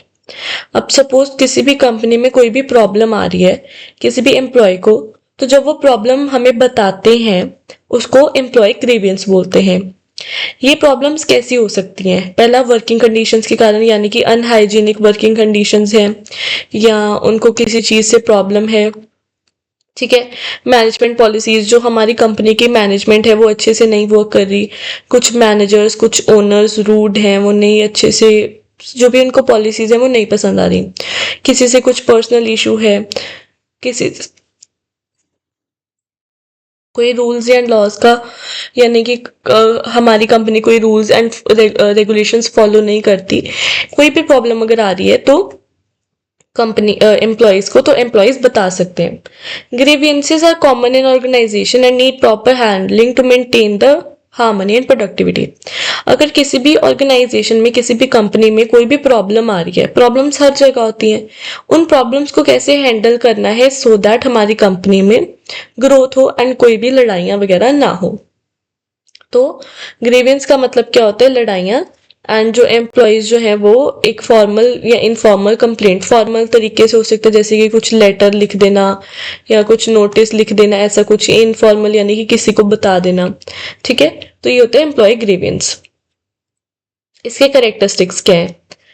ये डिससेटिस्फैक्शन को हम एक्सप्रेस करते हैं। अब मैं किसी चीज से डिससेटिस्फाई हूँ, फॉर एग्जाम्पल मेरी कंपनी है ABC लिमिटेड, मैं उसकी एक एम्प्लॉय हूँ, ठीक है। अब बीइंग अ एम्प्लॉय मैं फीमेल एम्प्लॉय हूँ, ठीक है। तो क्या हो रहा है, मैंने नोटिस किया कि जो हमारा मेल एम्प्लॉय है ना, मेल एम्प्लॉय को प्रेफरेंस ज्यादा मिल रही है। तो मैं ये बीइंग अ एम्प्लॉय, मैं ये डिससेटिस्फैक्शन, मैं ये ग्रीवियंस बता सकती हूँ कि मेरे को प्रॉब्लम आ रही है, मैं इस चीज से सेटिस्फाई नहीं हूँ, ठीक है। अनफेयर ट्रीटमेंट मेरे साथ गलत हो रहा है, तो मैं इस चीज के बारे में आवाज उठाऊंगी। ये फॉर्मल तरीके से भी मैं बोल सकती हूँ या इनफॉर्मल से भी बोल सकती हूँ, या मैं कंप्लेंट को लिख सकती हूँ या मैं कंप्लेंट को किसी से बता सकती हूँ। ये एनवायरनमेंट, वर्क प्लेस का जो एनवायरनमेंट है, अब ये एनवायरनमेंट मेरे को गलत लग रहा है, ये एनवायरनमेंट मेरे को फेयर नहीं लग रहा है, इसकी जो पॉलिसी है वो पॉलिसी बहुत गलत है कि आप मेल एम्प्लॉय को ज्यादा प्रेफरेंस दो, तो मैं वहां पे आवाज उठाऊंगी। Needs redressal. रिड्रेसल होता है कि unaddressed grievance may lead to conflicts और स्ट्राइक्स। अब कई बार क्या हो सकता है कि मैं अपनी प्रॉब्लम तो बता दूं बट कोई मेरी प्रॉब्लम ही ना सुने या उसका कोई सोल्यूशन ही ना दे, तो मैं इसके खिलाफ भी फिर आवाज उठा सकती हूँ। दैट इज रिड्रेसल, यानी कि उस चीज पे नोटिस देना। इसके कॉजेज या टाइप्स देखते हैं। अब ये क्यों, कौन से मेन कॉजेज हैं जिनसे डिससेटिस्फैक्शन अराइज होती है? पहला आ जाता है वर्किंग कंडीशंस। वर्किंग कंडीशंस में जैसे अनहाइजीनिक वर्क प्लेस हो गया, या प्रोडक्शन शेड्यूल्स बहुत ज़्यादा टाइट है, या हमारे पास प्रॉपर टूल्स एंड मशीनरीज नहीं है, हमारे जो अगेन जो चेंजेस हैं वो प्लान्स में चेंजेस होते रहते हैं, प्रॉपर डिसिप्लिन नहीं है, या वर्कर की या जॉब में मिसमैच है, यानी कि मेरे को सेल्स करना आता है पर मेरे को प्रोडक्शन डिपार्टमेंट में डाला हुआ है, प्रोडक्शन तो मेरे को आती भी नहीं है, तो वो मिसमैच है। या पुअर रिलेशनशिप है सुपरवाइजर्स के साथ, जो सुपरवाइजर है या जो हमारे एम्प्लॉयज के ऊपर जो हमारे चीज़ों को नोटिस करते हैं, वो बहुत रूड हैं, वो अच्छे से बात नहीं करते, तो ये सारी चीज़ें वर्किंग कंडीशंस में आती हैं। नेक्स्ट आता है पॉलिसीज़। पॉलिसीज़ में आ जाता है जैसे कि मेरे को पैसे नहीं सही से मिल रहे, मेरे को ओवर टाइम लगाया जा रहा है और मेरे को इंसेंटिव भी नहीं दिया जा रहा है, यानी कि मेरी 9 to 5 जॉब है, मैं पर रात के 10 बजे तक बैठ के काम करती हूँ, मैं एक्स्ट्रा काम करती हूँ, फिर भी मेरे को पैसे नहीं मिल रहे, या मेरे को जानबूझ के एक्स्ट्रा टाइम लगा रहे हैं, ठीक है। मेरी बिना सोचे समझे ट्रांसफर कर रहे हैं, मतलब प्रमोशन तो चलो अच्छी बात है, बट बिना सोचे समझे ट्रांसफर कर रहे हैं, वो पॉलिसीज में कुछ अगर खराबी है तो ठीक है। मेरे को ग्रोथ की अपॉर्चुनिटी नहीं मिल रही, यानी कि मेरे को 5 साल हो गए मैं एक ही जगह पे एक ही पोजीशन पे काम कर रही हूँ, मेरी प्रमोशन नहीं हो रही। पेनल्टीज एंड फाइन्स मेरे से ले जा रहे बिना मतलब के, या वर्किंग आवर्स ठीक नहीं है, या लीव्स मेरे को लीव नहीं दे रहे, छुट्टियां नहीं दे रहे, इमरजेंसी छुट्टियां, तो ये सारी पॉलिसीज में आ जाता है। एलिगेट वायलेशन, यानी कि कलेक्टिव बार्गेनिंग एग्रीमेंट्स या violation of company rules and regulations. अब बार्गेनिंग के जो एग्रीमेंट्स थे उनको वायलेट कर लिया, कंपनी के रूल्स एंड रेगुलेशंस फॉलो नहीं किए, या लॉज जो हैं वो फॉलो नहीं किए। तो जब हमारी कंपनी में कोई भी लॉ फॉलो नहीं होता तो उसको हम बोलते हैं एलिगेट वायलेशन। पर्सनल मैल एडजस्टमेंट, यानी कि सपोज मैं हूँ फीमेल एम्प्लॉय, ठीक है, मेरा जो मैनेजर है, ठीक है, मेरा जो मैनेजर है वो मेरे से अच्छे तरीके से बिहेव नहीं करता, मेरे को गलत तरीके से बात करता है, तो मेरा एक पर्सनल कॉन्फ्लिक्ट है उसके साथ, या मैं वर्क एनवायरनमेंट में एडजस्ट नहीं कर पा रही हूँ, यानी कि मेरे को उस चीज़ों की आदत नहीं है, मेरे को वर्किंग एनवायरनमेंट अच्छा नहीं लग रहा उस चीज़ का। इमोशनल प्रॉब्लम्स हो या स्ट्रेस हो, वो मेरी परफॉर्मेंस को जब, यानी कि अब मेरे पास बहुत सारा काम है, मेरी जॉब 9 to 5 है, बट मैं 7-8 बजे तक बैठ के काम करती हूँ, मेरे पे बहुत ज़्यादा स्ट्रेस है, ठीक है, तो मेरे को ये जानबूझ के मेरे को एक्स्ट्रा ओवर टाइम लगवा रहे हैं, तो मेरे पास वो बहुत ज़्यादा स्ट्रेस है, so that is mall adjustment में वो चीज़ें आती है, यानी कि मेरी स्ट्रेस है बहुत ज़्यादा, पर कोई भी उस चीज़ को मेरी नहीं सुन रहा, तो दैट इज माई प्रॉब्लम, ठीक है। तो ऐसे कुछ ग्रीवियंस आ सकते हैं। आगे जाते हैं understanding and redressal of grievance, यानी कि जो भी एम्प्लॉयज की प्रॉब्लम्स है उनको सुनना। रिड्रेसल मतलब नोटिस, रिड्रेसल ऑफ ग्रीवियंस यानी कि नोटिस द प्रॉब्लम्स ऑफ किसकी, एम्प्लॉयज की, यानी कि एम्प्लॉयज की जो भी प्रॉब्लम्स है उसको नोटिस करना। तो हम कैसे कर सकते हैं, पहले तो हम इंटरव्यू ले सकते हैं, यानी कि जब एक एम्प्लॉय छोड़ता है, अब जब एम्प्लॉय को कोई भी प्रॉब्लम आती है ना, तो एम्प्लॉय सबसे पहले वो कंपनी छोड़ देता है, वो बात नहीं करता है किसी से, एम्प्लॉय कंपनी छोड़ देता है। तो हम क्या कर सकते हैं, हम एग्जिट इंटरव्यू, जैसे हम कंपनी में लाने के लिए इंटरव्यू लेते ना, वैसे हम एग्जिट इंटरव्यू ले सकते हैं, यानी कि अगर हमारी कोई कंपनी छोड़ के जा रहा है, कंपनी छोड़ के कोई एम्प्लॉय जा रहा है, तो उसका रीजन हम जान सकते हैं, उससे हमें पता चल सकता है। हम सर्वेज ले सकते हैं, हम कुछ ऐसे हमारे स्कूल में देखा होगा बॉक्सेस, ऐसे नोटिस बॉक्सेस या कुछ ऐसे बॉक्स बना देते हैं कि आप अपनी जो प्रॉब्लम्स है वो इस बॉक्स में डाल दो, तो ऐसे कुछ बॉक्स रखना। या ओपन डोर पॉलिसी होती है, यानी कि अगर किसी भी एम्प्लॉय को प्रॉब्लम आ रही है तो वो डायरेक्ट अपने मैनेजर से बात करे कि मेरे को XYZ प्रॉब्लम आ रही है, यानी कि डायरेक्टली बात कर लेना। अब मशीनरी टू रिड्रेसल ग्रेवियंसेस, अब हम किस चीज से बात कर, अब सपोज मैं एम्प्लॉई हूँ, ठीक है, अब मेरे को प्रॉब्लम्स आ रही हैं बहुत सारी, अब मैं किन किन से बात कर सकती हूँ, पहले तो अपने सुपरवाइजर से, यानी कि अब ऐसे ये लेवल ऑफ मैनेजमेंट होती है, ठीक है, ये होते हैं एम्प्लॉयज का, ठीक है, या वर्कर्स का। इसके ऊपर होते हैं सुपरवाइजर्स, जिनको हम लोअर लेवल ऑफ मैनेजमेंट भी बोल देते हैं। ये होता है मिडिल लेवल ऑफ मैनेजमेंट और ये होता है टॉप लेवल ऑफ मैनेजमेंट। तो बीइंग एम्प्लॉय सबसे पहले मैं सुपरवाइजर के पास बात करूंगी, नहीं सुनी जाएगी तो मैं मैनेजमेंट के पास जाऊंगी। इसमें मेरा HR होगा, ह्यूमन रिसोर्स मैनेजर, जो मेरी बात सुनेगा। हमें पता है ह्यूमन रिसोर्स मैनेजर कौन होते हैं। अगर वो मेरी सुनेगा तो फिर हम टॉप लेवल के पास जाएंगे और अपनी प्रॉब्लम्स को बताएंगे। अब इसके एडवांटेजेस क्या है, ये जो हमने सारी चीजें देखी, यानी कि जब हम नोटिस करते हैं एम्प्लॉयज की प्रॉब्लम्स को, उसके एडवांटेजेस क्या हैं। अब मेरे एम्प्लॉय को प्रॉब्लम आ रही है एंड मैंने नोटिस कर लिया, ठीक है, तो उसके फायदे क्या होगा, यानी कि हमें प्रॉब्लम का पहले पता चल जाएगा और एम्प्लॉय जो है हमारा कंपनी छोड़ के नहीं जाएगा। इससे जो है हमारे रिलेशंस भी अच्छे होते हैं, यानी कि ट्रस्ट बिल्ड होता है एम्प्लॉयज का मैनेजर्स के साथ, यानी कि आपस में ट्रस्ट बिल्ड होता है। एम्प्लॉय का मोराल भी बढ़ता है, यानी कि एम्प्लॉय खुश होता है कि हाँ मेरी कोई सुन रहा है यहाँ पे इस कंपनी में, एंड मैं इस कंपनी में ही काम करूंगा क्योंकि मेरी यहाँ पे सुनी जा रही है। यहाँ पे डिस्प्यूट्स नहीं होंगे, स्ट्राइक्स नहीं होंगे। अब किसी एम्प्लॉय को प्रॉब्लम आ रही है, फॉर एग्जाम्पल फीमेल एम्प्लॉय को प्रॉब्लम आ रही है कि उसको कम सैलरी मिल रही है, तो सारी फीमेल एम्प्लॉयज जो होंगी वो स्ट्राइक पे बैठ जाएंगी। तो अगर हम पहले इसका सोल्यूशन निकाल रहे हैं एंड हम उसकी सैलरी बढ़ा दें, इक्वल कर दें मेल एम्प्लॉय के साथ, तो ये स्ट्राइक्स वगैरह भी नहीं होंगी और जो मैनेजमेंट के डिसीजन है वो भी अच्छे से लिए जाएंगे, यानी कि जो हमारे एम्प्लॉयज है वो अच्छे से सारा सब कुछ काम करेंगे और ऑलरेडी पॉलिसीज पहले से ही अच्छी तरीके से बनाई जाएंगी। Essentials of sound grievance procedure, यानी कि लीगल सैंक्टिटी, यानी कि इसमें क्या होगा कि लॉज के अकॉर्डिंग सारी बातें सुनी जाएंगी। एक्सेप्टेबिलिटी, यानी कि अगर किसी भी एम्प्लॉय को कोई भी प्रॉब्लम है तो उसको एक्सेप्ट किया जाएगा, ये नहीं कि उस पर ध्यान नहीं दिया और आगे बढ़ गए, नहीं, उस पर ध्यान दिया जाएगा। एंड वेल पब्लिसाइज, जो प्रोसीजर है वो वेल पब्लिसाइज्ड होना चाहिए, यानी कि फॉर एग्जांपल अब हमारे किसी भी एम्प्लॉय को किसी भी चीज में प्रॉब्लम आ रही है तो हम वो पहले ही प्रोसीजर सारा पहले से ही एक प्रॉपर बनाएंगे और हम काम पे रखने से पहले ही एम्प्लॉयज को बता देंगे कि ऐसे ऐसे सब कुछ होगा। नेक्स्ट है सिंप्लिसिटी, यानी कि easy to understand and follow, non bureaucratic, यानी कि जो हमारे प्रॉब्लम्स के जो हमारा प्रोसीजर है, हमने हमारे एम्प्लॉय को कोई प्रॉब्लम आई, ठीक है, हमने उसकी बात सुनी, वी लिसन टू हिम, ठीक है, वी लिसन,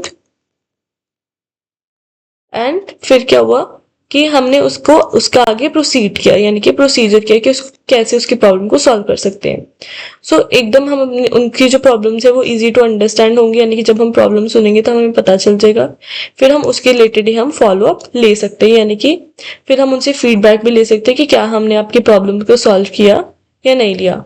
ये इतना सच इम्पोर्टेंट टॉपिक नहीं है, बेसिकली आपके यही इम्पोर्टेंट टॉपिक्स थे कि हम जो बेसिकली हमारा इम्पोर्टेंट ये हो जाता है कि एम्प्लॉय ग्रीवेंस क्या होता है, इसके कैरेक्टरिस्टिक्स एंड ये कितने तरीके के हो सकते हैं, ये बहुत ज्यादा इम्पोर्टेंट है। कॉजेज या टाइप्स ऑफ ग्रीवेंसेस, प्रॉब्लम्स कैसी कैसी आ सकती हैं एंड फिर हमने उसको कैसे अंडरस्टैंड करना है। बेसिकली ये बस इतना सा ही टॉपिक था। इसमें हमने एम्प्लॉयज की प्रॉब्लम्स के बारे में बात की, एम्प्लॉयज को कोई भी प्रॉब्लम आती है, अब ह्यूमन रिसोर्स मैनेजमेंट की बात कर रहे हैं हम, ठीक है, ये हमारे सब्जेक्ट का नाम है। तो जब हमने एम्प्लॉयज की सारी चीजें मैनेज करनी है तो एम्प्लॉय की प्रॉब्लम्स को भी हमें सबसे पहले ही देखना पड़ेगा, एम्प्लॉय के ग्रीवियंसेस। I hope okay. हमारा एक और टॉपिक बचा है हमारा एक्चुअली, तो फिर हमारा चैप्टर कंप्लीट होगा। अब हम वो वाला टॉपिक देखते हैं।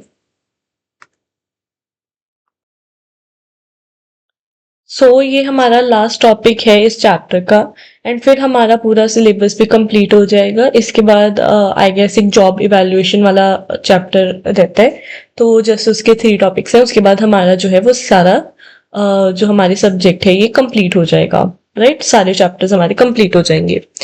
तो ये लास्ट टॉपिक है इस चैप्टर का। इस चैप्टर में टोटल 4 टॉपिक्स थे।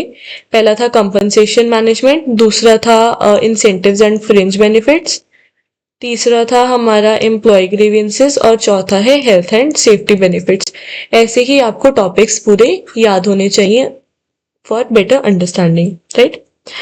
हम स्टार्ट करते हैं। अगेन ये बहुत ज्यादा इजी चैप्टर है, सब कुछ हेल्थ के रिलेटेड, एक एम्प्लॉय के बारे में हम पढ़ रहे हैं ह्यूमन रिसोर्स मैनेजमेंट में, तो हम सब चीजें एम्प्लॉयज के रिलेटेड, जॉब के रिलेटेड, वर्क के रिलेटेड देखेंगे।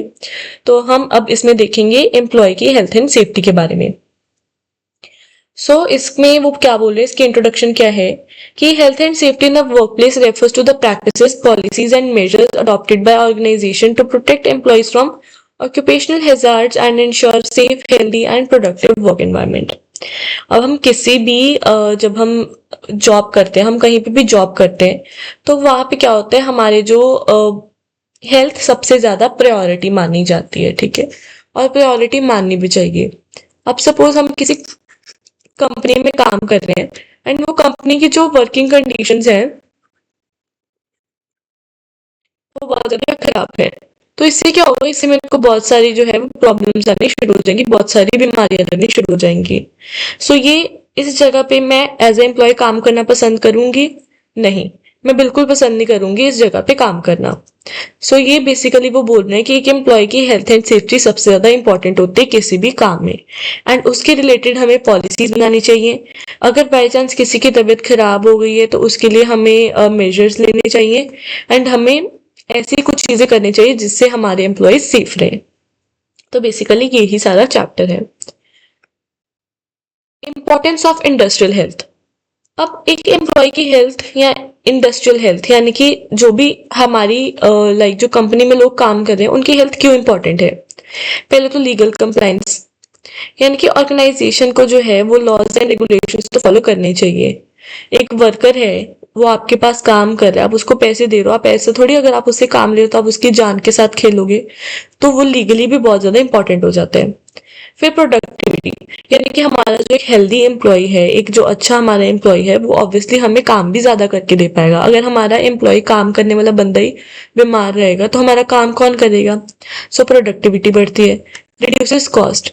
अब सपोज बीमार पड़ गया कोई हमारा एम्प्लॉय, हमारा कंपनी का तो खर्चा बढ़ गया ना, बिकॉज वो हमारी वजह से बीमार हुआ है। तो उसकी मेडिकल कॉस्ट भी हमें देनी पड़ेगी, उसकी बीमारी के खर्चे भी देने पड़ेंगे। तो अगर हम पहले से ही ध्यान रखें तो हमारा ये खर्चा भी कम हो जाएगा। एम्प्लॉय मोराल, यानी कि हमारे एम्प्लॉय को पता है कि उसकी सेफ्टी सबसे पहले ध्यान रखा जाएगा, तो वो अच्छे से हमारी कंपनी में काम करेगा।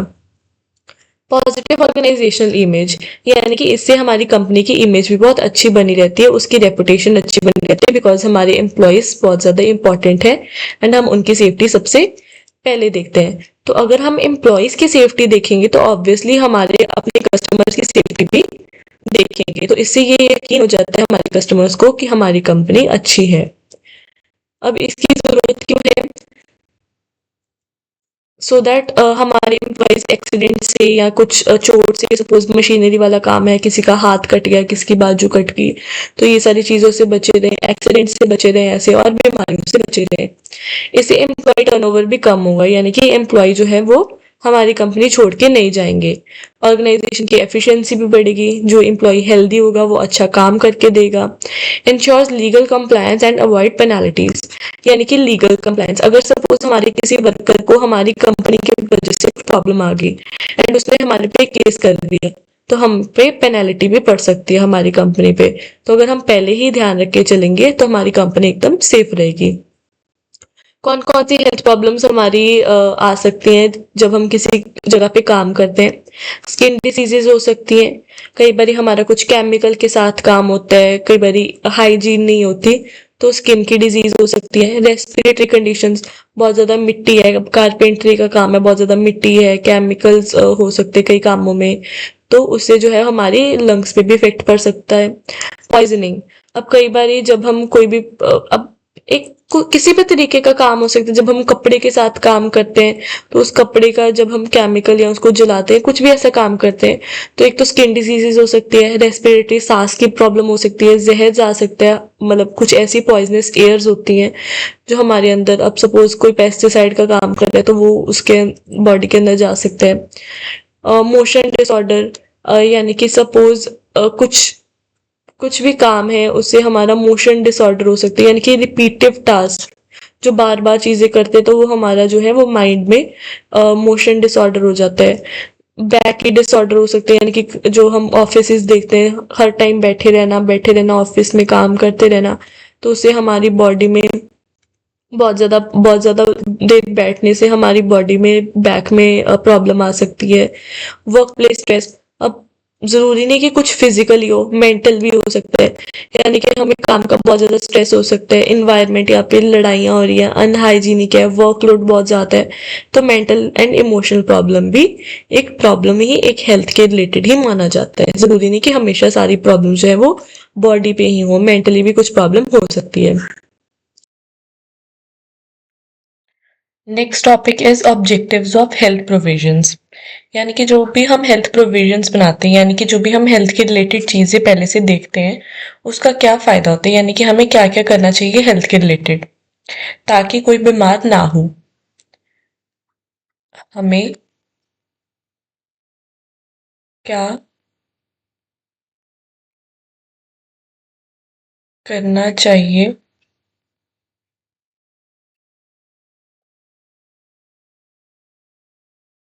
सो दैट कोई बीमार ना हो। ठीक है, पहले तो हमें क्लीनलीनेस रखनी चाहिए, हमें हाइजीन रखनी चाहिए वर्किंग कंडीशंस पे, प्रॉपर वेंटिलेशन होनी चाहिए ताकि फ्रेश एयर उनको प्रोवाइड हो एम्प्लॉयज को। Overcrowding to avoid accidents, यानी कि ज्यादा एम्प्लॉयज भी नहीं रखने चाहिए ताकि कुछ भी डिजीजेज हो जाए, एक दूसरे से डिजीजेज हो जाए, या भी इतना क्योस हो कि किसी का भी लाइक कोई मशीनरी चला रहा है तो किसी का हाथ आ रहा है, इतना भी ओवर क्राउडिंग नहीं होना चाहिए। प्रॉपर ड्रिंकिंग वाटर होनी चाहिए, सैनिटेशन होनी चाहिए, एंड जनरल डायरेक्शंस होने चाहिए ओवरऑल हेल्थ को कैसे मेंटेन करना है उसके रिलेटेड। अब रिगार्डिंग हेल्थ कौन कौन सी प्रोविजंस बनाई गई हैं। पहले क्लीनलीनेस, यानी कि सब साफ सफाई करनी है, प्रॉपर फ्लोर्स दीवारें सब साफ होनी चाहिए। फिर disposal of waste and influence, यानी कि जो भी हमारा वेस्टेज है या जो भी हमारी चीजें जो भी वेस्ट के ऊपर अब जो मक्खियां वगैरह बैठती हैं, कुछ ऐसी डिजीजेस ना हो, या कोई भी कुछ भी ऐसा नहीं होना चाहिए जिससे हमारी हेल्थ खराब होने के चांसेस हो या हमारे एम्प्लॉयज की हेल्थ खराब होने के चांसेस हो। वेंटिलेशन प्रॉपर होनी चाहिए, हमने ऐसा भी देखा होगा कि कमरे में कोई खिड़की नहीं है, कोई दरवाजा नहीं, इतनी ह्यूमस है कि लोगों को प्रॉपर एयर फ्लो नहीं आ रहा, तो वेंटिलेशन प्रॉपर होनी चाहिए। डस्ट स्मोक केमिकल्स का कोई काम है तो वो हमें संभल के करना चाहिए। आर्टिफिशियल ह्यूमिडेशन, यानी कि ह्यूमिडिटी का एक ऐसा कुछ प्रोसेस होता है जिससे कि लाइक जो है प्रॉपर इन्वायरमेंट में, यानी कि हमें फ्रेश एयर मिलती है। ये ह्यूमिडिटी नहीं होती, ऐसी कुछ चीजें करनी चाहिए। ओवर क्राउडिंग, यानी कि नंबर ऑफ एम्प्लॉयज हमें लिमिटेड रखने चाहिए, हमें ज्यादा एम्प्लॉयज भी नहीं रखने चाहिए कि छोटी सी जगह और उसमें 100 एम्प्लॉयज हमने रखे हुए हैं, एक दूसरे के ऊपर एम्प्लॉयज चढ़ रहे हैं, उनके एक दूसरे को बीमारियां लग रही है, ऐसा भी नहीं होना चाहिए। प्रॉपर लाइटिंग होनी चाहिए, अब जब हम अंधेरे में काम करते हैं हमारी आंखों को इफेक्ट पड़ता है, राइट। तो प्रॉपर लाइटिंग होनी चाहिए, चाहे वो नेचुरल हो चाहे आर्टिफिशियल हो। ड्रिंकिंग वाटर एकदम साफ होना चाहिए। लैट्रिन्स एंड यूरिनल्स, यानी कि प्रॉपर जब हम जो भी लैट्रिन्स होती हैं या यूरिनल्स होते हैं, प्रॉपर सैनिटेशन होनी चाहिए, क्लीनलीनेस होनी चाहिए। स्पिटून्स, यानी कि जो भी हम स्पिटिंग कर देते हैं अनहाइजीनिकली, उससे बहुत ज्यादा इन्फेक्शंस होती हैं, तो वो हमें नहीं करनी चाहिए। तो हमें ये कुछ चीजें करनी चाहिए फॉर, यानी कि हेल्थ के रिगार्डिंग हमें ये सारी चीजों का ध्यान रखना चाहिए। आगे आ जाता है providing provisions regarding safety and safety of workers. अब वो क्या था, इसमें क्या था, हेल्थ, इसमें क्या है, सेफ्टी। अब इसमें फेंसिंग ऑफ मशीनरी, यानी कि जब मशीनरी से कई बार किसी का हाथ कट जाता है, उंगली कट जाती है, तो उसके उसके लिए प्रॉपर गार्ड्स होने चाहिए, यानी कि प्रॉपर जो है वो लाइक ग्लव्स वगैरह होगी या ऐसी कुछ चीजें होनी चाहिए। जो मशीनरी है वो अच्छे से काम होनी चाहिए, मशीनरी खराब नहीं होनी चाहिए। Employment of young personal are dangerous on dangerous machinery, यानी कि जब यंग जैसे कि छोटे बच्चों को हम मशीनरी का काम दे देते हैं तो वो हमें अवॉइड करना चाहिए, वो उनको थोड़ा रिस्ट्रिक्ट करना चाहिए। नेक्स्ट है self striking gears devices for cutting power, यानी कि इमरजेंसीज जो, यानी कि जो मशीनरी है, अब सपोज कई बार इमरजेंसी पड़ जाती है, मशीनरी रुक जाती है, मशीन चलती रहती है, कुछ ऐसा हो जाता है, तो हमें कुछ ऐसे डिवाइसेस रखने चाहिए जो पीछे से पावर कट कर दें, यानी कि वो नुकसान होने से पहले हमारा बच जाए। सेल्फ एक्टिंग मशीनरी, हाँ, हमें जो है मशीनरी को चलाने के लिए लोग नहीं, सेल्फ वो खुद ही मशीनरी चलेगी, ऑटोमेटेड जो मशीन्स होती हैं वैसी भी हम यूज कर सकते हैं। न्यू मशीनरी हम ला सकते हैं, जैसे कि सॉरी, जो न्यू मशीनरी है वो कई बार खराब हो सकती है, तो वो प्रॉपर चेक करके लेके आनी है। prohibition of employment of women and children in hazardous jobs, यानी कि जो वुमेन है कई बार वो नहीं संभाल पाती चीजों को, जो बच्चे हैं वो नहीं संभाल पाते, तो ऐसी कुछ जो केमिकल्स वाली चीजों है जैसे वुमेन्स को इफेक्ट पड़ सकता है, बच्चों को इफेक्ट पड़ सकता है, तो हमें वो अवॉइड करनी है। Horses and lifts, lifting machinery, यानी कि कुछ ऐसा मशीनरी हो जो प्रॉपर सेफ्टी के साथ हो, ठीक है। चेन्स रोप्स होनी चाहिए, यानी कि प्रॉपर इंस्पेक्शन होनी चाहिए ताकि एक्सीडेंट ना हो, कोई मशीनरी की चेन उतरी पड़ी है तो वो मशीनरी का एक्सीडेंट के साथ किसी की बाजू कट गई। रिवॉल्विंग मशीनरी हम यूज कर सकते हैं, वही सेफ्टी गार्ड्स यूज कर सकते हैं, ठीक है। सो वही सारी चीजें, एकदम क्लीन रखना, एकदम मशीनरी को सही रखना, वही सेम सारी चीजें तो आप ये बाकी पढ़ सकते हो, ठीक है जी। तो उसके बाद हम पावर टू मेक रूल्स, अब रूल्स भी हम बना सकते हैं, proper rules and rules regulations बने होंगे तो ऑब्वियसली सब ध्यान से काम करेंगे। तो ये था कि हमने कैसे सेफ्टी प्रोवाइड करनी है वर्कर्स को। अब हमारा लास्ट टॉपिक आ जाता है इम्पोर्टेंस ऑफ वर्कप्लेस सेफ्टी, यानी कि वर्कप्लेस की सेफ्टी में क्या क्या रिस्पॉन्सिबिलिटीज होनी चाहिए। ये हमारा लास्ट टॉपिक है इस चैप्टर का। पहले आ जाता है एम्प्लॉयज रिस्पॉन्सिबिलिटी, यानी कि जो हमारे एम्प्लॉयज हैं, अब सेफ्टी हमें किसकी देनी है, एम्प्लॉयज को सेफ्टी प्रोवाइड करनी है, बट एम्प्लॉयज के भी कुछ फर्ज होने चाहिए। फॉर एग्जाम्पल, उनको अपडेट करना है, अगर कोई उनको प्रॉब्लम लग रही है तो वो अपने सीनियर्स को अपडेट करें, मैकेनिकल असिस्टेंस यूज करें, यानी कि उनको ऐसा नहीं करना चाहिए कि हाँ मैं सब काम अकेले कर लूंगा, उससे कोई प्रॉब्लम भी आ सकती है, उनको हेल्प ले लेनी चाहिए किसी चीज की। Remain alert and aware of surroundings, अपने आसपास की चीजों का ध्यान रखना चाहिए। कोई भी स्ट्रेस होता है, यानी कि अगर किसी भी चीज का स्ट्रेस है तो उनकी अगर हेल्थ की बात है तो उनको प्रॉपर जो है वो ब्रेक्स लेने चाहिए, ताकि उनकी बैक में प्रॉब्लम ना हो, उनको वर्क स्ट्रेस ना हो, उनको मेंटल प्रॉब्लम ना हो जाए, ठीक है। फिर उनको proper tools and safety use होनी चाहिए, प्रॉपर टूल्स के साथ उनको काम करना चाहिए, सो दैट कई बारी उनकी प्रॉब्लम ना आ जाए, कई बारी उनकी मशीनरी के साथ वो कुछ काम कर रहे हो एंड कुछ प्रॉब्लम ना आ जाए। Proper sitting and standing postures to avoid injuries, अब बैक की इंजरीज हो सकती है, सेम मैंने आपको बताया, ठीक है। और फिर हमें फॉलो करने चाहिए सेफ्टी प्रोसीजर्स, यानी कि कुछ गाइडलाइंस होती हैं कि कैसे मशीनरी को यूज करना है, या एक कंपनी में या किसी भी जगह पे कैसे काम करना है, तो उसकी गाइडलाइंस और प्रोसीजर्स प्रॉपरली फॉलो करने चाहिए, सो दैट एक्सीडेंट्स हो ही ना, प्रॉब्लम्स आए ही ना। तो बेसिकली यही हमारे इंपॉर्टेंट टॉपिक्स थे इस चैप्टर के, एंड ये हमारा लास्ट चैप्टर था which is health and safety of the employees. तो इसमें समरी में देखते हैं तो हम क्या देखते हैं कि हमें हेल्थ एंड सेफ्टी प्रोग्राम्स होने चाहिए, जो एम्प्लॉयज हैं उनको प्रोटेक्ट करना चाहिए हार्मफुल चीज़ों से, प्रॉपर लीगल लाइबिलिटी के साथ हमें चीज़ें फॉलो करनी चाहिए। एंड इससे क्या होगा, अगर हम एम्प्लॉयज का ध्यान रखेंगे तो हमारी उनकी प्रोडक्टिविटी भी बढ़ जाएगी और उनका मोराल भी बढ़ जाएगा, एंड एम्प्लॉयज जो है वो हमारे साथ रहेंगे। तो इसी के साथ हमारा ये चैप्टर भी खत्म होता है। इस चैप्टर में हमने 4 टॉपिक्स पढ़े। First one was compensation management, second one was incentives and fringe benefits, third one was employ grievance, and fourth one was compensation management, incentives and fringe benefits, employee grievance and health and safety। तो इसी के साथ हमारा chapter cover होता है। ये सबसे बड़ा चैप्टर था ह्यूमन रिसोर्स मैनेजमेंट का, ठीक है। बाकी चैप्टर्स बहुत इजी थे, बहुत शॉर्ट थे, बट इसी एक चैप्टर में आप कह सकते हो कि हमें 4 चैप्टर्स इंक्लूडेड थे, तो इसीलिए चैप्टर थोड़ा सा लंबा चले गया। So I hope this chapter is clear to you. मैंने बहुत इजी लैंग्वेज में सारी चीजें समझाई हैं, जो बुक में है, जितने भी टॉपिक्स हैं मैंने सारे कवर किए हैं, एंड मैंने आपको सिलेबस के अकॉर्डिंग करवाया है। So I hope it's clear to you. In the next lecture will be starting with the next video. Thank you.